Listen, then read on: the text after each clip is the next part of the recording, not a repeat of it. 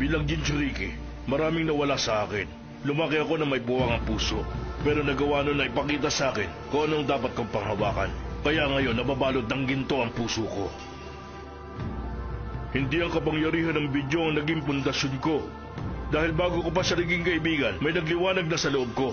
Nakita ko na ang liwanag na yon at kasing laki yon ng araw. At yun ay walang iba, kundi ang nag-iisa at ang tunay kong kapangyarihan. Yun ang dahilan kung bakit hindi ako nahihirapang pasunurin ng Hachibi anumang oras. Tulad ko, taglay rin ni Naruto ang sinasabi kong araw. Pambihira dahil hindi lang iisang taglay niya, kundi 2 araw. Huh? Tama ang sinabi niya. Kung tutuusin mo kasi, mukha talagang araw ang itsura nila. Uzumaki Naruto, sabihin mo sa akin ngayon din ang ibig sabihin ng iyong 2 araw. Ang aking mga magulang, sina ama at ina. Ang iyong ama at ina? Ang ika-4 na Hokage at si Uzumaki Kushina. Pero pareho silang namatay matapos ang kapanganakan mo. May naranasan siguro siya na kung ano habang pinag-aaral ang kontrolin ng chakra ng QB. Nung nakipaglaban siya kay Pain, muntik na siya mag-transform bilang QB. Nabanggit niya lumitaw si Minato at nilagay ang diwa niya sa formula ng seal at tumigil ang pagsa-transform niya. Alam kong hindi siya basta matatalo ng hindi lumalaban.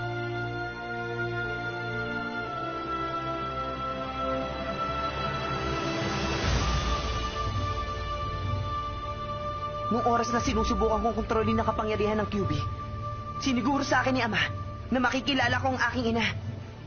Isinama niya ang chakra ni Ina sa seal para kapag nasira ang pagkakasil sa QB, bigla magpapakita si Ina sa akin. Ginawa ni Ama ang lahat para sa akin. Kung ganon, pinag-aralang mabuti ni ika-4 ang kakaibang sealing technique na angka ng Uzumaki. At dahil na rin napakalakas ng kapangyarihan ng life force at chakra ni Kushina, naging posible ang lahat. Tama nga ang akala ko. Nung sandaling binigay sa akin ni Ina ang kanyang kapangyarihan, sinabi niya sa akin ang lahat. Na noon daw, nakipaglaban ang aking ama sa isang taong nakamaskara. At nung oras na yun, may 2 importanteng bagay siya natutunan. Ang una, ang taong nakamaskara, ang siya mismo ang sisira sa hinaharap. At ang pangalawa naman, ang tanging makakapagpigil sa kanya ay isang Jinchuriki na magkokontrol sa lobong may 9 na buntot. At yun ay ako! Ang tinutukoy niyang nakamaskara, si Madara kaya yun? Si Madara ang naging dahilan kaya lumabas noon ang QB sa bayan ng Konoha? Kung ganun, yun ang dahilan ng pagsil ni Minato ng QB kay Naruto. Pero pag-iiwan ng susi para mabuksan ng seal para sa layuning ito? Kahit kailan wala siyang ginawang kahit ano na hindi kailangan. Kung ganun, iniisip niya na ang taong nakamaskara ay si Madara, ang taong nagbigay ng matinding banta sa aming lahat. At ang tanging makakakontrol sa kapangyarihan ng lobong may 9 na buntot, ang tanging may pag-asa na makatalo sa kanya ay si Naruto. Kaya niya siya pinili. Ibig sabihin nito, ipinagkatiwala ni Minato ang lahat ng ito sa'yo. Dahil alam niya na hindi talaga siya ang tagapagligtas. Hindi ko alam kung itinuturing nga ba ni Ama ang sarili niya bilang tagapagligtas o hindi.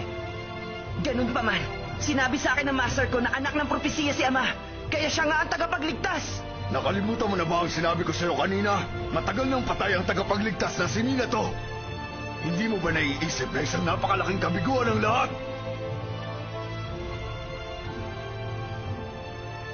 Tama ka. Namatay na nga ang aking ama. Namatay siya kasama ng aking ina. Habang sinusubukan akong protektahan at ang buong bayan ng Konoha mula sa mga kaaway at pati na rin sa QB. Hindi nagtagal ang lahat, pero nung oras na yun, may binigay sila sa akin. Binigay nila sa akin ng paniniwala na meron akong kakayahan na gumawa ng napakaraming bagay. At pinamanan nila sa akin ang pagliligtas sa mundo. Raikage!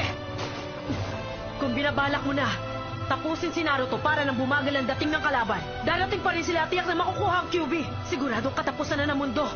Si Naruto lang ang nakakapigil sa kapangyarihan ng QB. Tulad ng paniniwala ni Minato.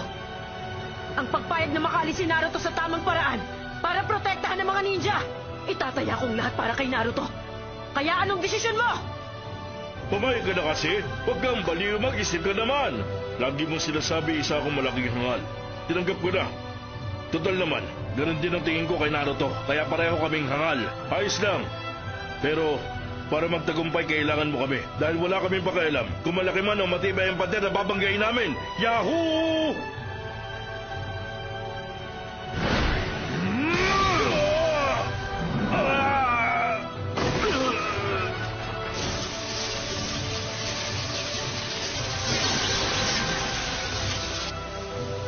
Umabot na sa sukdulan si Kuya. Pag nagawa niyang tapusin si Naruto, malaking trahedya ang mangyayari.